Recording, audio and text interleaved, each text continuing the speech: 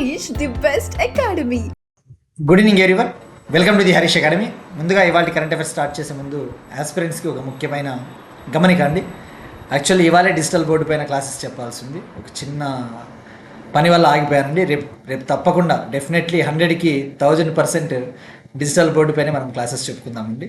ఇక ఇవాళ current affairs August 25, 2026 current affairs మనం డీటెయిల్గా డిస్కస్ చేసుకుందాం.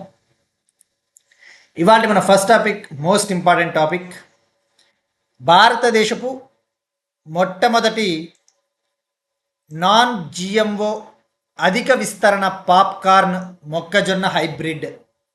భారతదేశపు మొట్టమొదటి నాన్ జిఎంఓ అధిక విస్తరణ పాప్కార్న్ మొక్కజొన్న హైబ్రిడ్ వెరైటీని vice president CP Radhakrishnan garu launch చేశారు. ఇంగ్లీష్లో చెప్పాలి అంటే India's first non GMO high expansion popcorn maize hybrid seed. India's first non GMO high expansion popcorn maize hybrid సీడ్ని vice president CP Radhakrishnan garu launch చేశారండి. మరి ఇక్కడ ఫస్ట్ ఆఫ్ ఆల్ తెలుసుకోవాల్సింది జిఎంఓ అంటే ఏంటి, నాన్ జిఎంఓ అంటే ఏంటి. నాన్ జిఎంఓ అంటే జిఎంఓ ఏతర, జిఎంఓ కానిది. జిఎంఓ అంటే ఏంటండి, జెనెటిక్ మాడిఫికేషన్ టెక్నాలజీ. మనం చూస్తూ ఉన్నాం జిఎంఓ టెక్నాలజీ. ఈ జిఎం టెక్నాలజీ అంటే ఏంటి, తెలుగులో చెప్పాలంటే జన్యు మార్పిడి. జెనెటిక్ మాడిఫికేషన్ అంటే జన్యు మార్పిడి టెక్నాలజీ. ఇప్పుడు మనం చూస్తూ ఉన్నాం ఏదైనా ఒక పంటకు సంబంధించి ఒక పంట, ఇప్పుడు మనం చూస్తూ ఉన్నాం ఫుడ్ సెక్యూరిటీ అనేది మనకి చాలా ఇంపార్టెంట్, ఆహార భద్రత. మరి వర్షాలు పడటం లేదు, ఎల్నినో. మీరు చూస్తే ఈ టయానికి నాట్లు అనేవి వేసి ఉండాల్సిండేది. ఈ టయానికి మీరు అబ్జర్వ్ చేస్తే మన తెలుగు రాష్ట్రాలలో చాలా ముఖ్యమైన ప్రాంతాలలో ముఖ్యంగా కాలువ నీళ్లు రాకపోవడం సరికి కాలువ నీళ్లు వదిలినారు, కానీ అవి పంట పొలాలకి అవసరమైన కాలువ నీళ్లు లేకపోయేసరికి ఈ టయానికి ఆల్రెడీ నాట్లు పడాల్సిందే, వరి నాట్లు. కానీ వరి నాట్లు ఇంకా వేయలేదు. దీనివల్ల ఏమవుతుంది, ఆహార భద్రత అనేది చాలా సమస్యల్లో పడిపోతుంది. మరి ఇటువంటి కాంటెక్స్లలో కరువులు వచ్చినప్పుడు ఆ కరువు కాటకాలని తట్టుకునేలాగా మనం విత్తనాలని తయారు చేయాలి. ముఖ్యంగా మనకి మిల్లెట్స్, జొన్నలు కావచ్చు, రాగులు, సజ్జలు, ఇటువంటి వాటిని మనము జనరల్గా జెనెటిక్ మాడిఫికేషన్ టెక్నాలజీని ఉపయోగించి కూడా ఇంకా అద్భుతమైన వెరైటీలని, అద్భుతమైన వంగడాలని, హై ఈల్డింగ్ సీడ్స్ని డెవలప్ చేస్తూ ఉంటారు. అధిక ఉత్పత్తినిచ్చే విత్తనాలను అభివృద్ధి చేస్తూ ఉంటారు. మరి ఇప్పుడు దానికి ఏ టెక్నాలజీని జనరల్గా యూస్ చేస్తారు, జెనెటిక్ మాడిఫికేషన్, జన్యు మార్పిడి. ఇప్పుడు కరువు కాటకాన్ని తట్టుకునే పంట ఉంది అనుకుందాం. ఆ పంటలో ఉన్న జన్యువుల్ని తీసుకుని ఇంకొక పంట విత్తనంలో ప్రవేశపెట్టి ఆ జిఎం టెక్నాలజీ ద్వారా హై హీల్డింగ్ సీడ్స్ని డెవలప్ చేస్తూ ఉంటారు. కానీ ఇది నాన్ జిఎంఓ సీడ్, అంటే జిఎం టెక్నాలజీని ఉపయోగించకుండా తయారు చేశారు ఈ యొక్క మొక్కజొన్న హైబ్రిడ్ సీడ్. ఈ మొక్కజొన్నలు ఎందుకు వాడతారండి, మనకి పాప్కార్న్ తింటాం కదా, సో ఆ popcorn maize hybrid seed. So గుర్తుపెట్టుకుని India's first non GMO high expansion popcorn maize hybrid సీడ్ని vice president CP Radhakrishnan garu launch చేశారు. ఎక్కడ లాంచ్ చేశారు, ఎవరు డెవలప్ చేశారు, అటువంటి బేసిక్ థింగ్స్ అండి. దీన్ని ఆంధ్రప్రదేశ్లోని ఏలూరు డిస్టిక్లోని ముసునూరు అనే ప్రాంతంలో ఉన్న గవర్నమెంట్ పాప్కార్నియా కేంద్రంలో ఈ సీడ్ని, ఈ విత్తనాన్ని లాంచ్ చేశారు. గుర్తుపెట్టుకోండి, ఆంధ్రప్రదేశ్ ఏలూరు డిస్టిక్ ముసునూరులో ఉన్న ఒక పాప్కార్న్ ఎంటర్ప్రైజ్ కంపెనీ, పాప్కార్న్ తయారు చేసే ఒక ఎంటర్ప్రైజ్ కంపెనీ.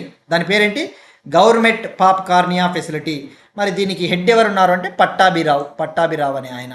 సో ఈ యొక్క కంపెనీ దీన్ని డెవలప్ చేయడం జరిగింది. సో ఇక్కడ ఎగ్జామ్ పాయింట్ ఆఫ్ వ్యూ సింపుల్గా ఎవరు లాంచ్ చేశారు, ఎక్కడ లాంచ్ చేశారు అన్న విషయం గుర్తుపెట్టుకోండి. మరి యాక్చువల్లీ మనం చూస్తే హైబ్రిడ్ సీడ్ టెక్నాలజీ కోసం, ఈ హైబ్రిడ్ విత్తనాలని తయారు చేయడం కోసం టెక్నాలజీని మనం ఎక్కువగా ఫారిన్ కంట్రీస్ పైన ఆధారపడుతూ ఉన్నాం. ఫారిన్ కంట్రీస్ నుంచి గత కొన్ని ఏండ్ల నుంచి, సమ్ ఇయర్స్ నుంచి ఫారిన్ కంట్రీస్ నుంచి ఇంపోర్ట్ చేసుకుంటా ఉన్నాం. సో ఇప్పుడు ఇక నుంచి హై క్వాలిటీ పాప్కార్న్ మొక్కజొన్న సీడ్ని మనము సొంతంగా తయారు చేసుకోవచ్చు. సో గుర్తుపెట్టుకోండి, ఇది స్వదేశీ seed, indigenous seed.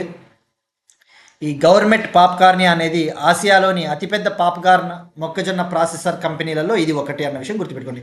One of the Asia's largest popcorn maize processors. So దీనికి పేరేమి లేదండి, సింపుల్గా ఎక్కడ లాంచ్ చేశారు, ఎవరు లాంచ్ చేశారని గుర్తుపెట్టుకోండి. Next one, most important topic again, గర్భిణుల ఆరోగ్య సంరక్షణ కోసం 6 నెలల గర్భిణి మిత్ర కోర్స్. గర్భిణుల ఆరోగ్య సంరక్షణ కోసం 6 నెలల గర్భిణి మిత్ర కోర్సును లాంచ్ చేసిన all India institute of Ayurveda న్యూఢిల్లీలోని all India institute of Ayurveda pregnant ladies కోసం గర్భిణి మిత్ర అనే ఒక కోర్సుని లాంచ్ చేసిందండి. ఇది 6 మంత్స్ కోర్స్. మరి ఇక్కడ ఎగ్జామ్ పాయింట్ ఆఫ్ వ్యూలో పేర్లోనే ఉంది. గర్భిణి మిత్ర అంటే గర్భిణులకు సహాయంగా ఉండే పర్సన్స్. ఇప్పుడు మనం చూస్తూ ఉంటాం, ప్రెగ్నెంట్ లేడీస్కి అవసరమైన కేర్ని అందించాలి అంటే వాళ్ళు ఏ టైంలో ఏం ఫుడ్ తీసుకోవాలి, వాళ్ళకి మెంటల్ సపోర్టు, వాళ్ళకి అన్ని రకాలుగా అవసరమైన సపోర్ట్, అన్ని విధాలుగా అవసరమైన ఆరోగ్య సంరక్షణను అందించేందుకు గర్భిణి మిత్ర కోర్సుని లాంచ్ చేయడం జరిగిందండి. సో ఈ డ్యూరేషన్ 6 మంత్స్. సో దీని మెయిన్ ఆబ్జెక్టివ్ ఏంటంటే ఆయుర్వేద బేస్డ్ మెటర్నల్ వెల్నెస్ సపోర్ట్ని అందిస్తారు ప్రెగ్నెంట్ లేడీస్కి. ఆ ప్రెగ్నెన్సీ టైంలోనూ అందిస్తారు, పోస్ట్ నాటల్ పీరియడ్లో కూడా అందిస్తారు. పోస్ట్ నాటల్ పీరియడ్ అంటే ప్రసవానంతరం, ప్రసవం అయిన తర్వాత గర్భిణీ స్త్రీలు ప్రసవం ఇచ్చిన తర్వాత వాళ్ళకి కేర్ అవసరం ఉంటుంది కదండి, బాలింతలు అంటారు వాళ్ళన్నప్పుడు. సో ఆ పోస్ట్ నాటల్ పీరియడ్లో కూడా అవసరమైన కేర్ని అందించడానికి ఈ కోర్స్ అండి. మరి ఎవరు ఎలిజిబుల్ అంటే 18 ఇయర్స్ దాటిన వాళ్ళు, 18 ఇయర్స్ ప్లస్ 18 ఇయర్స్ దాటిన వాళ్ళు ఎలిజిబుల్, అర్హులు. తప్పకుండా వాళ్ళు 12th క్లాస్ పాస్ అయి ఉండాలి. 31 ఆగస్టు వరకు అప్లై చేసుకోవచ్చు. అంటే ఇది ఒక విధంగా చెప్పాలంటే ఏఎన్ఎం డాక్టర్స్, ఏఎన్ఎంస్ ఉంటారు కదండి, అంగన్వాడీ వాళ్ళు. సో ఆ విధంగా వాళ్ళకి ట్రైనింగ్ ఇస్తారు. 12th క్లాస్ పాస్ అయిన వాళ్ళకి అప్లై చేసుకోవచ్చు. ఇందులో భాగంగా వాళ్ళకి ఆయుర్వేద కోర్సెస్, మోడర్న్ హెల్త్ కోర్సెస్ని కలిపి blend of Ayurveda and modern health కోర్సెస్ని వాళ్ళకి ప్రొవైడ్ చేయడం జరుగుతుంది. ఎవరికైతే శిక్షణ తీసుకోవాలనుకుంటా ఉన్నారో వాళ్ళకి ఆయుర్వేద కాన్సెప్ట్స్, అలానే ఈ యొక్క అత్యాధునిక మోడర్న్ హెల్త్ కేర్ ఉంది కదా, ఆ హెల్త్ కేర్ ఆరోగ్య కోర్సులు కూడా నేర్పిస్తారు. మరి ఇందులో భాగంగా గర్భిణీ పరిచర్య అని ఉంటారు. గర్భిణీ పరిచర్య అంటే ప్రెగ్నెంట్ ఉమెన్కి అవసరమైన సంరక్షణ అందించేందుకు గర్భిణీ పరిచర్య. అలానే సుతిక పరిచర్య అంటే వీళ్ళు వచ్చేసి ప్రసవానంతరం వాళ్ళ బాలింతలకి అవసరమైన సంరక్షణ అందిస్తారు. ఇక అలానే గర్భధాన విధి, ఆ గర్భధాన సమయంలో ఆ ప్రెగ్నెన్సీ టైంలో అవసరమైన ఆయుర్వేదిక్ సపోర్ట్ని అందిస్తారు, గర్భధాన విధి. సో ఇలా ఉంటారండి, సింపుల్గా గుర్తుపెట్టుకోండి. 6 మంత్స్ కోర్సు ఎవరు లాంచ్ చేశారంటే all India institute of Ayurveda New Delhi, ఈ 2026-27 ఇయర్కు గాను, 26-27 ఇయర్కు గాను. నెక్స్ట్ వన్, పెరియార్ ఆవు. ఇదొక కవ్వు అండి. ఈ కవ్వు వార్తల్లో ఉంది. దీన్నే పెరియార్ కుల్లన్ అని కూడా పిలుస్తారు. పెరియార్ ఆవు. మరి ఇది కేరళలో ఉంటుందండి. ఎక్కువగా కేరళలో లభించే ఇది ఒక పశువుల జాతి. మరి ఇప్పుడు వార్తలో ఎందుకుందంటే ఇండియన్ కౌన్సిల్ ఆఫ్ అగ్రికల్చరల్ రీసెర్చ్కు చెందిన national bureau of animal genetic resources, Indian council of agricultural research, భారతీయ వ్యవసాయ పరిశోధన మండలికి చెందిన national bureau of animal genetic resources ఈ పెరియార్ కౌని అఫీషియల్గా స్వదేశీ పశువుల జాతిగా నమోదు చేసింది. ICAR, national bureau of animal genetic resources Periyar కౌని ఇప్పుడు అఫీషియల్గా ఇండిజినస్ క్యాటిల్ బ్రీడ్గా రిజిస్టర్ చేసింది. అంటే స్వదేశీ పశువుల జాతి. మనం చూస్తూ ఉన్నాం, మనకి అధిక పాల దిగుబడినిచ్చే ఆవులు కావచ్చు, గేదెల్ని మనము అభివృద్ధి చేసుకోవాలి, అవి అంతరించిపోకుండా మనం చూసుకోవాలి. సో ఈ పెరియార్ కౌ అనేది కేరళలో లభ్యమవుతుందండి. మరి ఇక్కడ మెయిన్గా దీనినే పెరియార్ కుల్లన్ అని కూడా పిలుస్తారు. ఈ ఆవునే పెరియార్ కుల్లన్ అని కూడా పిలుస్తారు. మరి దీనికి ఉన్న ప్రాముఖ్యత ఏంటి అంటే, ఇప్పుడు కేరళలో ఈ యొక్క అధికారికంగా జాతీయ గుర్తింపును పొందిన 2వ స్వదేశీ పశువుల జాతి ఈ పెరియార్ కౌ. కేరళలో అధికారికంగా ఈ యొక్క జాతీయ గుర్తింపు పొందిన 2వ స్వదేశీ క్యాటిల్ బ్రీడ్ అని చెప్పవచ్చు, సెకండ్ ఇండిజినస్ క్యాటిల్ బ్రీడ్. మరి మొదటిది ఏది అంటే వెచ్చూరు కౌ. కేరళలో తొలిసారిగా వెచ్చూరు ఆవు అనేది ఇండిజినస్ క్యాటిల్ బ్రీడ్ రికగ్నిషన్ని పొందింది. ఇప్పుడు సెకండ్ వన్ ఇది. ఈ పెరియార్ ఆవుని పెరియార్ కుల్లన్ అంటారు. లోకల్గా కుట్టం పుజ క్యాటిల్ అని పిలుస్తారు, లేదా అందుకన్ని అని కూడా పిలుస్తారు. ఇది small to medium sized indigenous cattle breed. ఇది స్మాల్ టు మీడియం సైజ్ ఉండే ఒక స్వదేశీ పశువుల జాతి అనే విషయం గుర్తుపెట్టుకోండి. ఎక్కువగా కేరళలోని వెస్ట్రన్ ఘాట్స్, కేరళలోని పశ్చిమ కనుమలలో ఇది ఎక్కువగా లభ్యమవుతుంది. సో ఇది రిచ్ A2 న్యూట్రిషనల్ ప్రొఫైల్ కలిగి ఉంటుంది. ఇది ఇచ్చే పాలల్లో ఎక్కువగా హై ప్రోటీన్ కంటెంట్ ఉంటుంది. రిచ్ A2 న్యూట్రిషనల్ ప్రొఫైల్ ఉంటుందండి. సో సింపుల్గా గుర్తుపెట్టుకోండి ఏ స్టేట్. మరి ఇక్కడ ఐకార్కు చెందిన national bureau of animal genetic resources head quarters ఎక్కడ ఉంది అంటే హర్యానాలోని కర్నల్. నెక్స్ట్ వన్ స్కిల్ డెవలప్మెంట్కి సంబంధించి మోస్ట్ ఇంపార్టెంట్ టాపిక్ అండి. దేశవ్యాప్తంగా క్లౌడ్ మరియు AI నైపుణ్యాల కల్పన కార్యక్రమంను లాంచ్ చేసిన నేషనల్ స్కిల్ డెవలప్మెంట్ కార్పొరేషన్.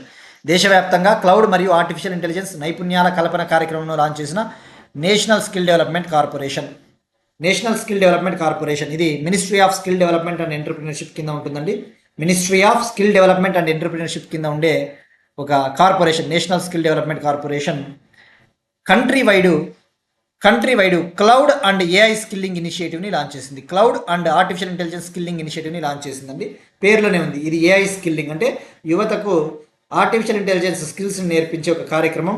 దీనిని ఎవరి సహకారంతో లాంచ్ చేశారంటే కల్టస్ ఎడ్యుకేషన్ అనే ఒక సంస్థతో కలిసి, కల్టస్ ఎడ్యుకేషన్ అనే సంస్థ సహకారంతో దీన్ని లాంచ్ చేయడం జరిగింది. అవసరమైన technical support Amazon web services company అందిస్తుంది. దీనికి అవసరమైన technical support Amazon web services సంస్థ అందిస్తుందండి. మరి దీని ముఖ్య ఉద్దేశం ఏంటి అంటే టైర్ 2, టైర్ 3 టౌన్లలో యువతకి ఇండస్ట్రీ డిమాండ్లకు తగ్గట్టుగా అవసరమైన టెక్నికల్ స్కిల్స్ని, AI స్కిల్స్ని అందించాలి. టైర్ 2, టైర్ 3 టౌన్స్ అంటే ఏంటంటే ఉదాహరణకు మనకి చిన్న టౌన్స్ కరీంనగర్, ఆదిలాబాదు, అనంతపురం, కర్నూలు, రాజమండ్రి ఇలా చిన్న టౌన్స్ ఉంటాయి కదా. ఆ టైర్ 2 టౌన్స్, టైర్ 3 టౌన్స్ అంటే ఇంకా చిన్న టౌన్లు. ఆ చిన్న టౌన్లలో యువతకి అవసరమైన AI స్కిల్స్ని, ఇండస్ట్రీకి తగ్గట్టుగా అవసరమైన AI స్కిల్స్ని, డిజిటల్ స్కిల్స్ని అందించాలండి.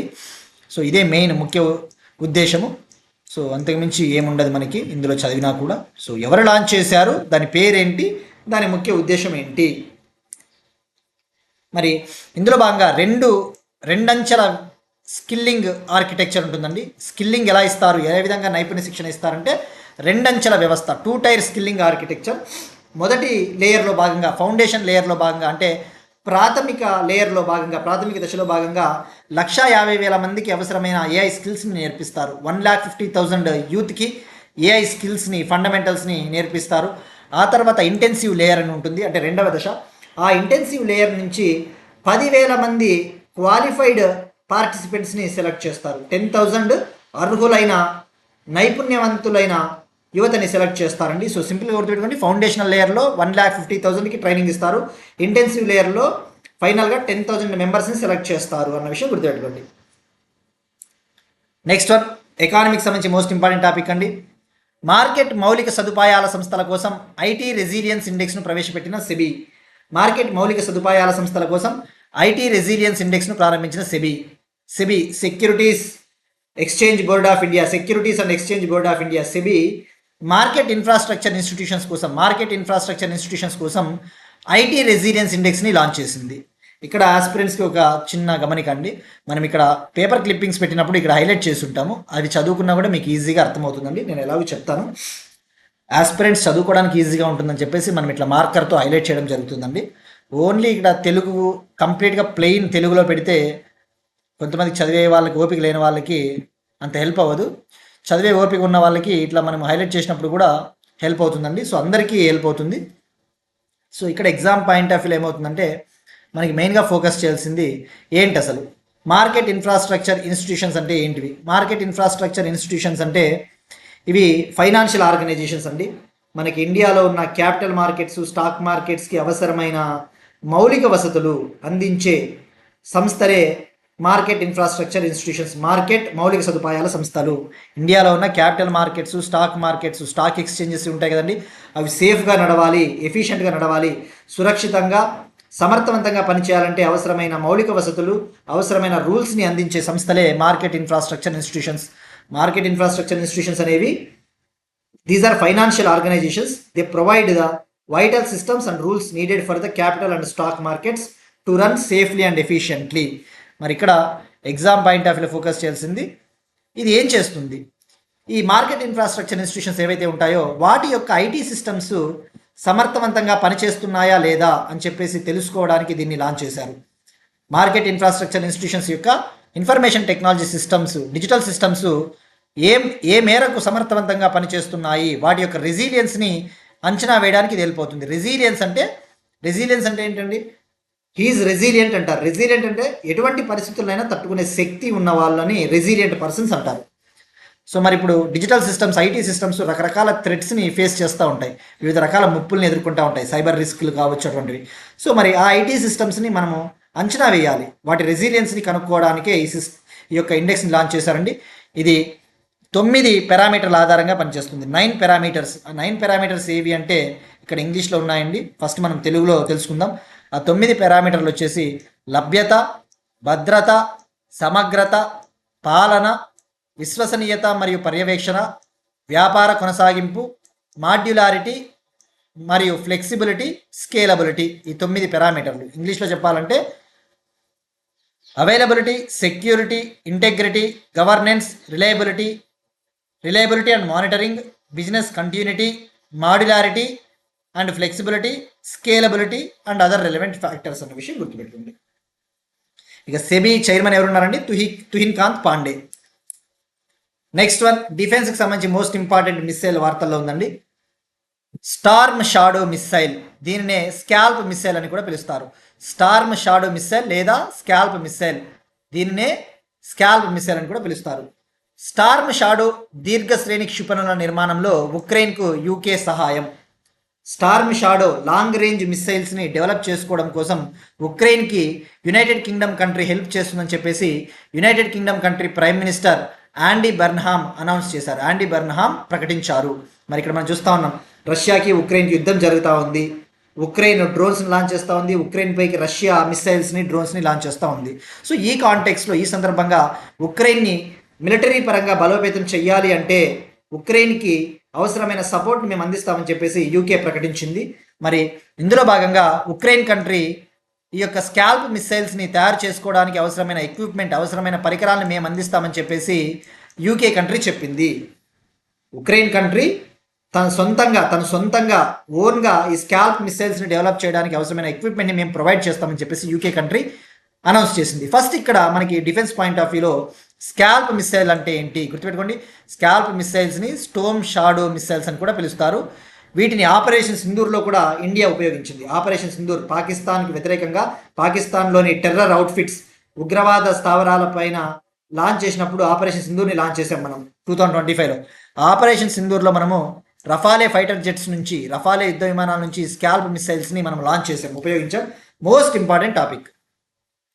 మరి ఇక్కడ స్కాల్ప్ మిస్సైల్కి ఉన్న పేరేంటి అని చెప్పామంటే మనము Storm shadow missiles. UK country వీటిని స్టార్మ్ షాడో లేదా స్టోర్మ్ షాడో మిస్సైల్స్ అని పిలుస్తుంది. ఫ్రాన్స్ కంట్రీ అయితే వీటిని స్కాల్ప్ మిస్సైల్స్ అని పిలుస్తుంది. సో గుర్తుపెట్టుకోండి, యూకేలో అయితే వీటిని స్టోర్మ్ షాడో మిస్సైల్స్ అంటారు, ఫ్రాన్స్లో అయితే స్కాల్ప్ మిస్సైల్ అని పిలుస్తారు. అంటే ఏంటి, దీన్ని బట్టి అర్థం చేసుకోవాల్సింది, వీటిని ఫ్రాన్స్ యూకే కంట్రీ కలిసి సంయుక్తంగా ఉత్పత్తి చేస్తాయి. ఈ మిసైల్స్ని ఫ్రాన్స్ యూకే కలిసి జాయింట్గా ప్రొడ్యూస్ చేస్తాయన్న విషయం గుర్తుపెట్టుకోండి. మరి మనం తెలుసుకోవాల్సింది వీటి రేంజ్ ఎంత, వీటిని ఎవరు డెవలప్ చేస్తారో అటువంటి బేసిక్ థింగ్స్ అండి. సో గుర్తుపెట్టుకోండి, వీటి రేంజ్ వచ్చేసి సుమారుగా 500 కిలోమీటర్స్, 500 కిలోమీటర్లు వీటి రేంజ్. వీటిని డెవలప్ చేసేది ఫ్రాన్స్ అండ్ యూకే సంయుక్తంగా, ఫ్రాన్స్ యూకే జాయింట్గా ప్రొడ్యూస్ చేస్తాయి. ఎంబీడీఏ అనే ఒక డిఫెన్స్ కంపెనీ సంయుక్తంగా ఉత్పత్తి చేయడం జరుగుతుంది. మరి వీటిని ఎలా లాంచ్ చేయవచ్చు అంటే ఇది ఎయిర్ లాంచ్డ్ అండి. ఎయిర్ లాంచ్డ్ అంటే గాలి నుంచే లాంచ్ చేయవచ్చు, దీన్ని గాలి నుంచే లాంచ్ చేయవచ్చు. అంటే రఫాలే ఫైటర్ జెట్లు లేదంటే మనకి ఉదాహరణకు Mirage 2000, Eurofighter Typhoon aircraft, Rafale యుద్ధ విమానాలు, మిరాజ్ 2000 యుద్ధ విమానాలు, Eurofighter Typhoon aircrafts, ఇటువంటి యుద్ధ విమానాల నుంచి వీటిని లాంచ్ చేయవచ్చండి. జీపీఎస్ ఆధారంగా ఇవి పనిచేస్తాయి. 2002 నుంచి యూకే కంట్రీ వీటిని యూజ్ చేస్తూ ఉంది. సో గుర్తుపెట్టుకోండి, range more than 250 kilometres, approximately 500 కిలోమీటర్ల రేంజ్ అండి. వీటి వెయిట్ వచ్చేసి సుమారుగా 450 కేజీల వెయిట్ ఉంటుందండి. సో ఎప్పుడైనా గుర్తుపెట్టుకోండి, ఒక మిస్సైల్ వార్తల్లో ఉన్నప్పుడు, ఒక మిస్సైల్ న్యూస్లో ఉన్నప్పుడు ఆ మిస్సైల్ వెయిట్ మనకు అంత ఇంపార్టెంట్ కాదు. ఆ మిస్సైల్ని ఎవరు తయారు చేశారు, ఎలా లాంచ్ చేస్తారు, ఎవరు డెవలప్ చేశారు, దాని రేంజ్ ఎంత, బేసిక్ థింగ్స్ తెలుసుకోవాలండి. ఆపరేషన్ సింధూర్లో యూజ్ చేశాం కాబట్టి మోస్ట్ ఇంపార్టెంట్ టాపిక్ ఇది, మనకి most most most important topic. Next one, operation economic outcast, international relations అండి. ఆపరేషన్ ఎకనామిక్ అవుట్కాస్ట్ను లాంచ్ చేసిన అమెరికా. ఇరాన్కు వ్యతిరేకంగా అమెరికా ఆపరేషన్ ఎకనామిక్ అవుట్కాస్ట్ను లాంచ్ చేసిందండి. మనం చూస్తూ ఉన్నాం ఇరాన్కి అమెరికాకి మధ్య రిలేషన్స్ సరిగా లేవు. ఇరాన్ని ఒంటరి చేయాలి, ఇరాన్ను ఆర్థికంగా బలహీనం చేయాలి, ఇరాన్కు ఎటువంటి ఆర్థికంగా లాభం కలిగించుకోకుండా చేయాలి అంటే ఇరాన్ను ఆర్థికంగా దెబ్బ కొట్టాలి అని చెప్పేసి అమెరికా ఆపరేషన్ ఎకనామిక్ అవుట్కాస్ట్ని లాంచ్ చేసింది. America launched operation economic outcast against Iran. Main objective వచ్చేసి to make Iran weaker in terms of economic matters. To make Iran as weaker in terms of economic matters. ఆర్థికంగా ఒంటరిని చెయ్యాలి అన్నదే ముఖ్య ఉద్దేశము. మరి మెయిన్గా 5 సెక్టార్లపైన ఫోకస్ చేస్తుంది ఈ ఆపరేషన్. అంటే 5 రంగాలపైన ఆర్థికంగా ఆంక్షలు విధిస్తుంది అమెరికా. 5 సెక్టార్స్ పైన ఎకనామిక్ శాంక్షన్స్ని విధిస్తుంది. ఇరాన్కు చెందిన డిజిటల్ అసెట్స్, ఇరాన్కు చెందిన డిజిటల్ ఆస్తులు, ఇరాన్కు చెందిన టెక్నాలజీ, ఇరాన్కు చెందిన gold, Iran aviation sector, Iran విమానయాన రంగము, ఇరాన్ షిప్పింగ్ సెక్టార్, ఇరాన్ నౌకాయాన రంగం పైన శాంక్షన్స్ విధిస్తుంది, ఆర్థికంగా ఆంక్షలు విధిస్తుంది. మనం ఇప్పుడు చూస్తూ ఉన్నాం ఇరాన్ పైన ప్రైమరీ శాంక్షన్స్ని విధిస్తూ ఉంది అమెరికా. అంటే ప్రాథమిక ఆంక్షలు అంటే ఏంటి, ఇరాన్ పైన డైరెక్ట్గా విధించే ఆంక్షలు ప్రైమరీ శాంక్షన్స్. కానీ సెకండరీ శాంక్షన్స్ అని చెప్పేసి అమెరికా ఇతర దేశాలపైన విధిస్తూ ఉంది. అంటే ఎవరు, ఇరాన్ పైన వ్యాపారం చేశాము అనుకోండి, ఫర్ ఎగ్జాంపుల్ మనం ఇరాన్తో వ్యాపారం చేస్తే మన పైన కూడా ఆర్థికంగా ఆంక్షలు విధిస్తుంది అమెరికా. వీటిని సెకండరీ శాంక్షన్స్ అంటారు. అంటే ఏంటి, మిత్రుడు కూడా శత్రువే, అంతే కదా. ఇప్పుడు మనకు ఒక నచ్చలేదు అనుకుందాం, మనకి నచ్చనోడి మిత్రుడు కూడా మనకి శత్రువుగా చూస్తాం. అటువంటి మనస్తత్వం ఉన్న సొసైటీలో మనం బతుకుతూ ఉన్నాం. సో సెకండరీ శాంక్షన్స్ అంటే ఒక కంట్రీ మనకు నచ్చలేదు అనుకోండి, ఆ కంట్రీతో ట్రేడ్, ఆ కంట్రీతో బిజినెస్ చేసే కంట్రీస్ పైన కూడా శాంక్షన్స్ విధిస్తారు. వాటిని సెకండరీ శాంక్షన్స్ అంటారు. So operation economic outcast launched by America against Iran. Next one, health సెక్టార్కి సంబంధించి మోస్ట్ ఇంపార్టెంట్ టాపిక్ అండి. ఆస్ట్రేలియాలో మొదటి H5N1 బర్డ్ ఫ్లూ కేసు నిర్ధారణ. ఆస్ట్రేలియాలో మొదటి H5N1 బర్డ్ ఫ్లూ కేసు నిర్ధారణ. Australia confirmed it's first mainland case of H5N1 bird flu case. మరి H5N1 అనేది ఇది ఇన్ఫ్లుయెంజా వైరస్ అండి. ఇది ఇన్ఫ్లుయెంజా ఏ వైరస్కు చెందిన సబ్ టైప్. దీన్నే బర్డ్ ఫ్లూ అని పిలుస్తారు. ఎక్కువగా కోళ్లలో వస్తుంది కదండి, కోళ్లలో వస్తుంది. ఇది జూనోటిక్ డిసీజ్. జూనోటిక్ డిసీజ్ అంటే ఇది పక్షులను, ఈ యొక్క కోళ్ళు, ఇటువంటి ఆక్వాటిక్ వాటర్ బర్డ్స్, ఇటువంటి జల పక్షుల నుంచి కూడా మనుషులకు వచ్చే అవకాశం ఉంటుంది. అందుకే దీనికి జూనోటిక్ పొటెన్షియల్ ఉంది. జూనోటిక్ అంటే ఈ యొక్క జంతువులు, ఇటువంటి పక్షుల నుంచి మనుషులకు సంక్రమిస్తే దాన్నే జూనోటిక్ వ్యాధి అంటారు. జూనోటిక్ డిసీజ్ సామర్థ్యం ఉన్న వ్యాధి ఇది H5N1 బర్డ్ ఫ్లూ. మరి ఇప్పుడు ఆస్ట్రేలియాలో తొలిసారిగా ఈ బర్డ్స్లలో ఇది కనబడిందండి. మరి మనం తెలుసుకోవాల్సింది ఎక్కడ కనబడింది అంటే southern Australia, south Australia right. మరి ఇక్కడ ఫస్ట్ టైం ఎప్పుడు దీన్ని కనుగొన్నారో అటువంటి బేసిక్ థింగ్స్ తెలుసుకోవాలండి. ఈ H5N1 అనేది గుర్తుపెట్టుకోండి, ఇన్ఫ్లుయెంజా ఏ వైరస్కి చెందిన సబ్ టైప్ అండి. ఆర్థోమిక్సోవిరిడే ఫ్యామిలీకి చెందిన వైరస్, ఆర్థోమిక్సోవిరిడే కుటుంబానికి చెందిన వైరస్ అండి. మరి ఇక్కడ ఇది హైలీ ప్యాథోజెనిక్ వైరస్ అండి ఇది. మరి ఇక్కడ H5N1 అంటే H5 అంటే హెమగ్లూటినిన్ టైప్ 5, H5 అంటే హెమగ్లూటినిన్ టైప్ 5, N1 అంటే న్యూరామినిడిసే టైప్ 1. ఇవి ఆ వైరస్కు చిన్న 2 ప్రోటీన్లు అండి. ఆ వైరస్ పైన ఉండే 2 ప్రోటీన్లు. ఈ ప్రోటీన్లు ఏం చేస్తాయి, ఈ ప్రోటీన్లు ఆ పక్షికి, ఆ వైరస్ వచ్చినప్పుడు ఆ పక్షికి అటాక్ చేస్తాయి ఈ యొక్క ప్రోటీన్స్. సో మెయిన్గా ఇవి వైల్డ్ ఆక్వాటిక్ బర్డ్స్ని అటాక్ చేస్తాయి. వైల్డ్ ఆక్వాటిక్ బర్డ్స్ అంటే జలపక్షులు అండి. ఉదాహరణకు మనకి బాతులు, కోళ్ళు, ఇటువంటి వాటిని అటాక్ చేస్తాయి. మరి ఫస్ట్ టైం ఎప్పుడు కనుగొన్నారంటే 1996లో సౌత్ చైనాలోని ఒక బాతులో దీన్ని కనుగొన్నారు. ఫార్మ్డ్ గూస్, ఒక పెంపక బాతులో దీన్ని కనుగొన్నారండి. మరి హ్యూమన్స్లో ఎప్పుడు ఫస్ట్ టైం వచ్చిందంటే 1997లో హాంకాంగ్లో తొలిసారిగా మానవుల్లో ఈ వ్యాధిని కనుగొన్నారండి. మరి ఎక్కువగా ఎక్కడ ఉంటుందంటే ఎన్విరాన్మెంట్లో, వాటరు, సాయిలు, బర్డ్ ఫేక్ శాంపిల్స్ అంటే ఏంటి, నీళ్లు, భూమిలో, అలానే ఈ పక్షుల మలమూత్రాల్లో కూడా ఈ వైరస్ ఉంటుందండి. Next one, most important topic అండి, పర్సనాలిటీస్ న్యూస్. వార్తల్లో ఉన్న గొప్ప వ్యక్తులు. శాంట్ రవిదాస్ అనే ఒక గొప్ప భక్తి పోయిట్ వార్తల్లో నిలిచారండి. ఒక భక్తి ఉద్యమకారుడు సెయింట్ రవిదాస్ భక్తి ఉద్యమకారుడు, భక్తి పోయెట్, సమరస్త సంకల్ప అభియాన్. ఇవాళ ఒక ఇంపార్టెంట్ ఆర్టికల్ వార్తల్లో ఉందండి. Prime minister taking forward Sant Ravidas ideals అని చెప్పేసి బీజేపీ ప్రెసిడెంట్ నితిన్ నవీన్ గారు పేర్కొన్నారు. ఇక్కడ పొలిటికల్గా చూడకూడదండి, మనం ఇక్కడ ఈ పర్సన్ గురించి తెలుసుకోవాలి. అధికార Bharatiya Janata party ruling BJP party July 29న 2026న దేశవ్యాప్తంగా సమరస్త సంకల్ప అభియాన్ అనే ఒక కార్యక్రమాన్ని లాంచ్ చేసింది. జూలై 29, 2026న గురు పౌర్ణిమ సందర్భంగా రూలింగ్ భారతీయ Janata party country wide Samrasta సంకల్ప అభియాన్ అనే ఒక క్యాంపెయిన్ని లాంచ్ చేసిందండి. దీన్ని ఇంగ్లీష్లో చెప్పాలంటే social harmony pledge campaign. Social harmony అంటే ఏంటండి? సామాజిక సౌభ్రాతృత్వం, అందరూ కలిసిమెలిసి బతకాలి, సోదర భావంతో కలిసిమెలిసి బతకాలి అనేది సోషల్ హార్మోనీ కాన్సెప్ట్. మరి ఎప్పుడు లాంచ్ చేశారు బీజేపీ పార్టీ? జూలై 29, 2026. ఈ క్యాంపెయిన్ సుమారుగా 7 months పాటు కొనసాగుతుందండి. సుమారుగా 7 నెలల పాటు కొనసాగుతుంది దేశవ్యాప్తంగా. జూలై 29 నుంచి 20 ఫిబ్రవరి 2027 వరకు కొనసాగుతుంది.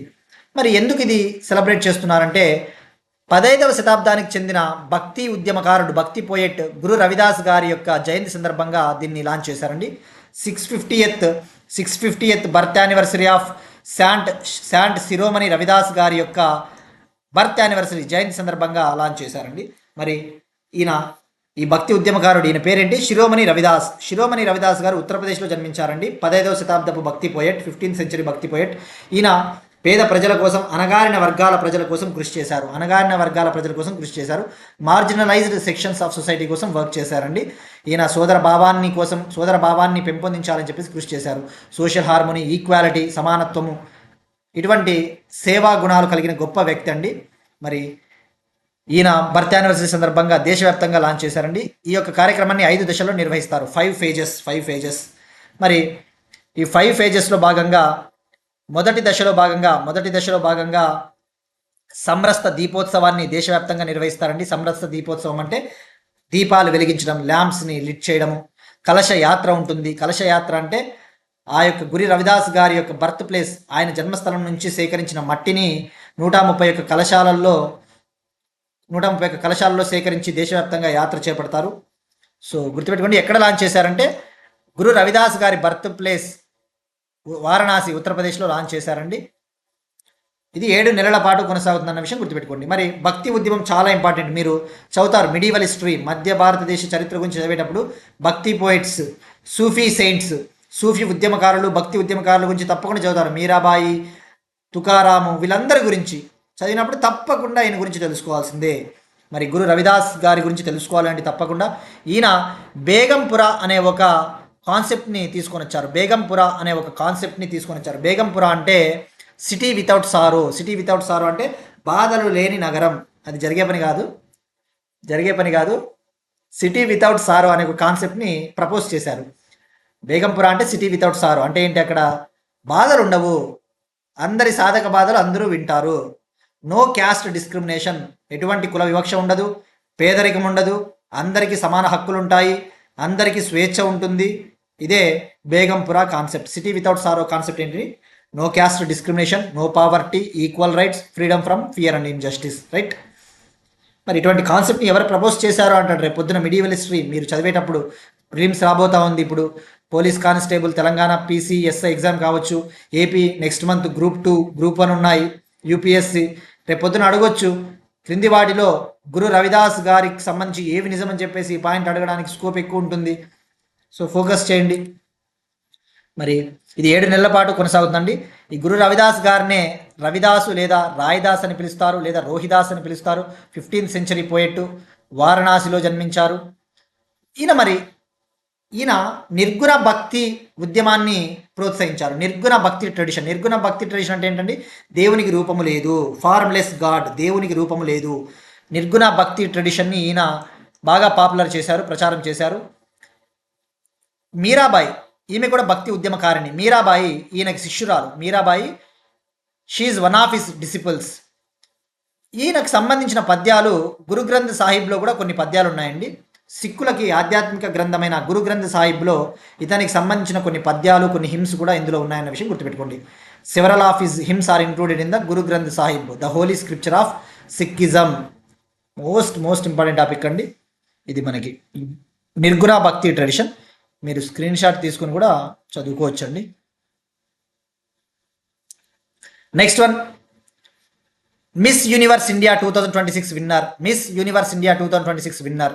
మిస్ యూనివర్స్ ఇండియా 2026 విన్నర్గా కేరళకు చెందిన 19-year old లా స్టూడెంట్, కేరళకు చెందిన 19-year old law student model Kaziya Liz Mejo Miss Universe India 2026 టైటిల్ని, కిరీటాన్ని కేరళకు చెందిన 19 ఏళ్ల న్యాయశాస్త్ర విద్యార్థిని మోడల్ అయిన కాజియా లిజ్ మెజో విన్ అయ్యారండి.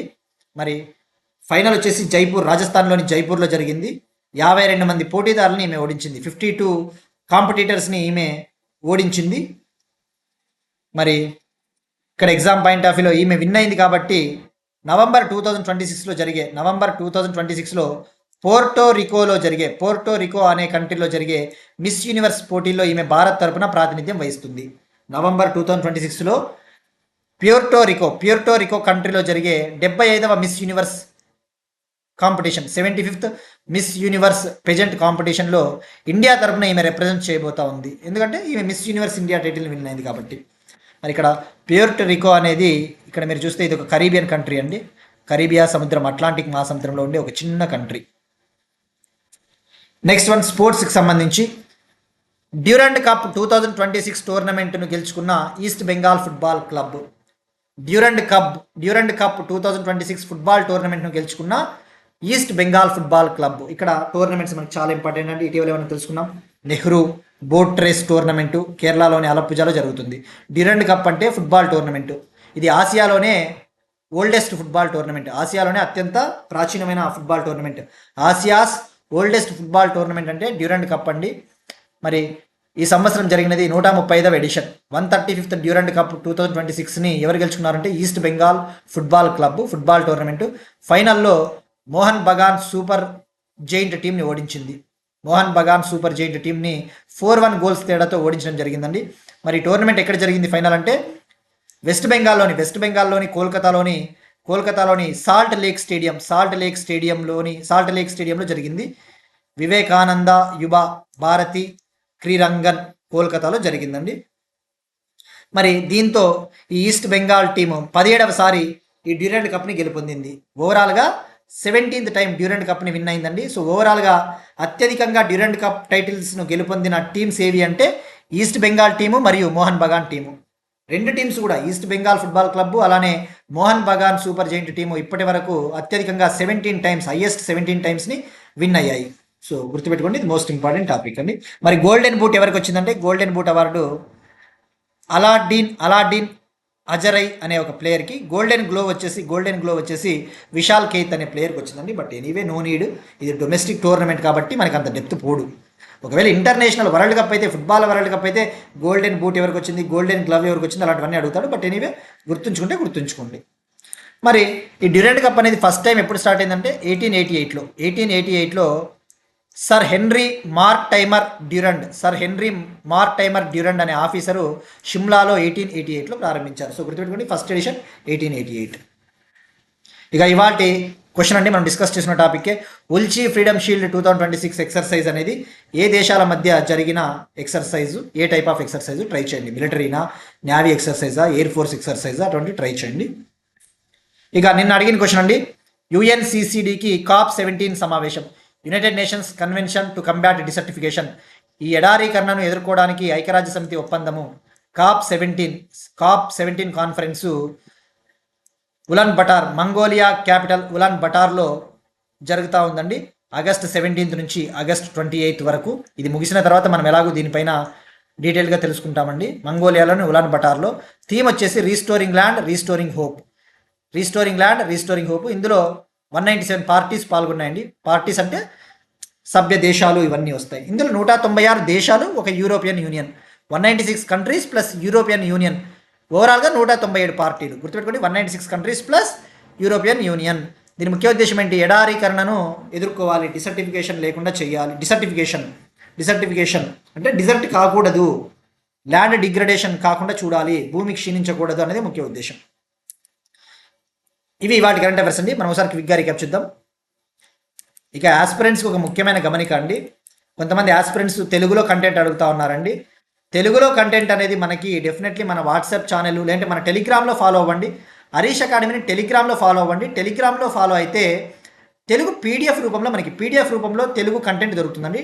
వాట్సాప్లో ఏంటంటే ఇమేజ్ల రూపంలో ఉంటుంది. వాట్సాప్లో ప్రిఫర్ చేయొద్దండి. టెలిగ్రామ్లో హరీష్ అకాడమీ అని సెర్చ్ చేయండి. మళ్ళీ ఇది కూడా అడుగుతారు, టెలిగ్రామ్లో ఎలా సెర్చ్ చేయాలి సార్ అంటారు. టెలిగ్రామ్లో హరీష్ అకాడమీ అని కొడితే, హరీష్ ద బెస్ట్ అకాడమీ అని కొడితే వస్తుందండి. సో టెలిగ్రామ్లో జాయిన్ అవ్వండి. టెలిగ్రామ్లో జాయిన్ అయితే పీడిఎఫ్ రూపంలో తెలుగు కంటెంట్ ఉంటుందండి. ఇక్కడ మనం ఇంగ్లీష్లో పెట్టడం జరుగుతుంది. ఎందుకంటే ఇంగ్లీష్ ఆస్పిరెంట్స్ ఉంటారు, తెలుగు ఆస్పిరెంట్స్ ఉంటారు. మనం చెప్పేదే తెలుగులో, బైలింగ్వల్ చెప్తాము. తెలుగు చెప్పిన తర్వాత ఇంగ్లీష్ కూడా చెప్తాము. ఇంగ్లీష్ ఆస్పిరెంట్స్కి ఇక్కడ తెలుగులో ఇంగ్లీష్లో పీడిఎఫ్ అందుబాటులో ఉంటుంది. తెలుగు మీడియం ఆస్పిరెంట్స్కి ఎలాగూ తెలుగు పీడిఎఫ్ అందుబాటులో ఉంటుందండి. సో దయచేసి ఆస్పిరెంట్స్ దయచేసి అర్థం చేసుకోగలరు. మనకి అందరూ ముఖ్యమే. ఇక్కడ తెలుగు సందర్భం వచ్చినప్పుడు తెలుగు స్క్రిప్ట్ అనేది కూడా పెట్టడం జరుగుతుందండి. సో ఇదే అండి. ఇక ఇవాళ రివ్యూ చూద్దాం. భారతదేశపు మొట్టమొదటి నాన్ జిఎంఓ అధిక విస్తరణ పాప్కార్న్ మొక్కజొన్న హైబ్రిడ్ను లాంచ్ చేసిన వైస్ ప్రెసిడెంట్ సిపి రాధాకృష్ణన్ గారు ఎక్కడ లాంచ్ చేశారంటే ఆంధ్రప్రదేశ్లోని ఏలూరు డిస్టిక్ ముస్నూరులోని గవర్నమెంట్ పాప్కార్నియా కేంద్రంలో. గర్భిణుల ఆరోగ్య సంరక్షణ కోసం 6 నెలల గర్భిణీ మిత్ర కోర్సును లాంచ్ చేసిన all India institute of Ayurveda New Delhi. Periyar ఆవు ICAR national bureau of animal genetic resources Periyar ఆవును స్వదేశీ పశువుల జాతిగా అధికారికంగా నమోదు చేసింది. దేశవ్యాప్త క్లౌడ్ మరియు ఏఐ నైపుణ్యాల కల్పన కార్యక్రమాన్ని లాంచ్ చేసిన national skill development corporation Cultus education సంస్థ సహకారంతో లాంచ్ చేసింది. దీనికి అవసరమైన technical support Amazon web services అందిస్తుంది. మార్కెట్ మౌలిక సదుపాయాల సంస్థల కోసం ఐటీ రెసిలియన్స్ ఇండెక్స్ను ప్రవేశపెట్టిన సెబీ. స్టోర్మ్ షాడో మిస్సైల్, దీన్నే స్కాల్ప్ మిస్సైల్ అంటారు. ఆపరేషన్ ఎకనామిక్ అవుట్కాస్ట్ను ఇరాన్కి వ్యతిరేకంగా లాంచ్ చేసిన అమెరికా. ఆస్ట్రేలియాలో మొదటి H5N1 బర్డ్ ఫ్లూ కేసు నిర్ధారణ. సమరస్త సంకల్ప్ అభియాన్ కార్యక్రమం. Miss Universe India 2026 title winner కేరళకు చెందిన 19-year-old లా student model Kaziya Liz Mejo. 135వ Durand cup football టోర్నమెంట్ను గెలుచుకున్న East Bengal football club. That's it. These are today's current affairs.